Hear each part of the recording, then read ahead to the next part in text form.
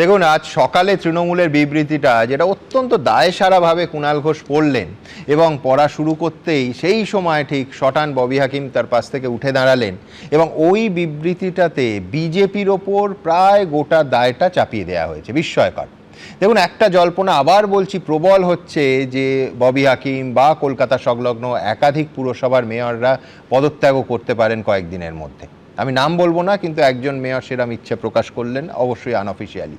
কিন্তু আবার বলছি, এই গোটা বিষয়টা এখনো জল্পনা এবং ভাবনা চিন্তা, হতাশা সেই স্তরেই আছে। কিন্তু আমার কথা হলো, এখনো প্রবলভাবে কলকাতা পুরসভা তৃণমূল শাসন করছে। কেএমসির 144 জন কাউন্সিলরের মধ্যে 138 জন কাউন্সিলর তৃণমূলের। শতাংশের যদি হিসেব করি 95%-এরও বেশি। সেই তৃণমূল বলছে যে নোটিশের খবরটা ভুল, মামলা টামলারও হুমকি দেয়া হচ্ছে। আমি তো আবার বলছি, হাতে নোটিশে, অরিজিনাল নোটিশের কালার্ড ফটোকপি নিয়ে বসেছি এবং সেই নোটিশ অভিষেক বন্দ্যোপাধ্যায়ের একাধিক বাড়িতে যে যে নামের সম্পত্তিগুলো আছে, পরিবার বা সংস্থার নামে, সেখানে সাঁটিয়ে দেওয়া হচ্ছে কেএমসির পক্ষ থেকে। তার ফুটেজ এই অনুষ্ঠানে দেখাচ্ছি এবং এই বিষয়ে আমার বিরুদ্ধে মামলা হলে আমি এখনই তাকে স্বাগত জানাচ্ছি। অনির্বাণের কাছে প্রশ্ন থাকবে যে অন্ধ হলে কি প্রলয় বন্ধ হয়? এটা তো ফ্যাক্ট। কলকাতা কর্পোরেশন নোটিশ দিচ্ছে, ক্যামেরায় দেখা যাচ্ছে। পাশাপাশি অবশ্যই এই মুহূর্তে জানাতে চাইব যে এই অনুষ্ঠান বসার আগে হালি শহরে দেখলাম তৃণমূলের কাউন্সিলররা গণ ইস্তফা দিয়েছেন।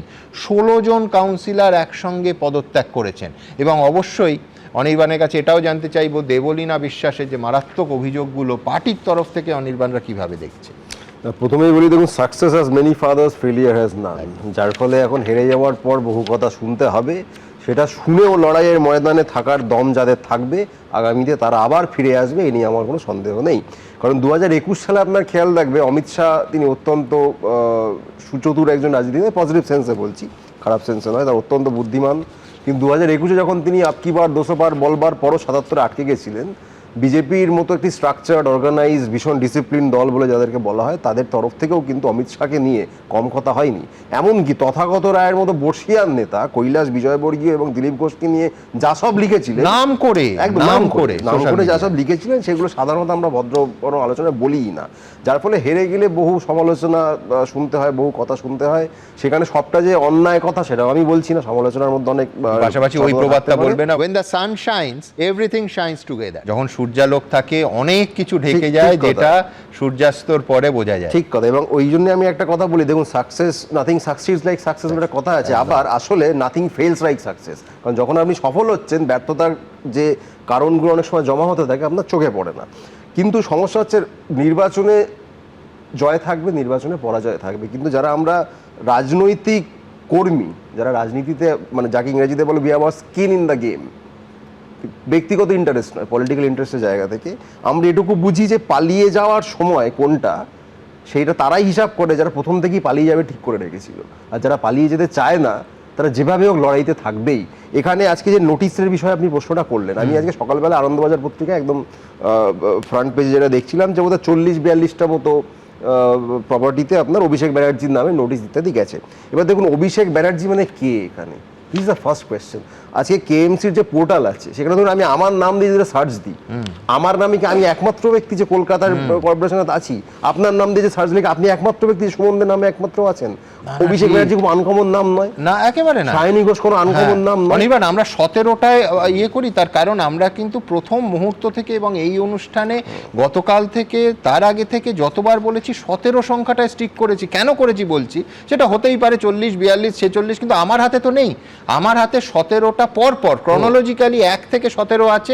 আমি 17 নিয়ে আলোচনা করব। ঠিক, আমি নির্দিষ্টভাবে 17 কিংবা 40, 42 আমি সেই বিতর্কে না ঢুকেটা বলতে পারি যে অভিষেক ব্যানার্জির এই নামটা স্পেসিফিক, ধরুন কলকাতা পুরসভার যে প্রশাসন, তাদের হঠাৎ অভিষেক ব্যানার্জির নামটার নোটিশ পাঠানোর প্রয়োজন পড়লো কেন?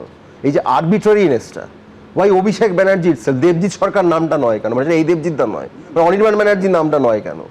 যে কোনো নাম হতে পারে, তাহলে হঠাৎ অভিষেক ব্যানার্জি কেন? এখানেই তো পলিটিক্যাল মোটিভ বা ইল মোটিভের প্রশ্নটা আসে। এবং দেখুন, যখন রেজিম চেঞ্জ হবে, সেখানে একটা রিপ্রেশনের জায়গা, স্টেট স্পন্সার রিপ্রেশনের জায়গা থাকবেই। এই চাপ, এই প্রেশার যারা নিতে পারবেন না, তারা রাজনীতির লোক নন। যারা নিতে পারবেন তারা ফিরেও আসবেন। জনগণ কিন্তু সবই দেখে। আর বিশ্বনাথের একটা কথা বলি, রাজনৈতিক দায়ভারের কথা তিনি বললেন 100% ঠিক। 15 বছরের রাজনৈতিক দায়ভার মমতা বন্দ্যোপাধ্যায় যেমন আছে তার 75% কিন্তু শুভেন্দু অধিকারীরও আছে। এটুকু কিন্তু বিশ্বনাথ দা খেয়াল রাখতে হবে। এক লাইন বিশ্বনাথ শেষ করে নিই। দ্বিতীয় কথা, জনরোষের ফলে রেজিম চেঞ্জ হয়েছে, এই কনফিডেন্স বিশ্বনাথ দার যতটা আছে জ্ঞানেশ কুমারের কেন নেই? গণনা কেন্দ্রের 4 মে সিসিটিভি ফুটেজ প্রকাশ করে দেখিয়ে দিন যেটা সত্যি গণনায়। আমরা এখনো বলছি সিসিটিভি ফুটেজ যদি তারা প্রকাশ করে দেখাতে পারেন গণনা কেন্দ্রে কোনো বেনিয়ম হয়নি, আমরা আর একটা কথা বলবো না, সব উজ্জ্বল করে নেবো। এবিপি আনন্দ, এগিয়ে থাকে, এগিয়ে রাখে।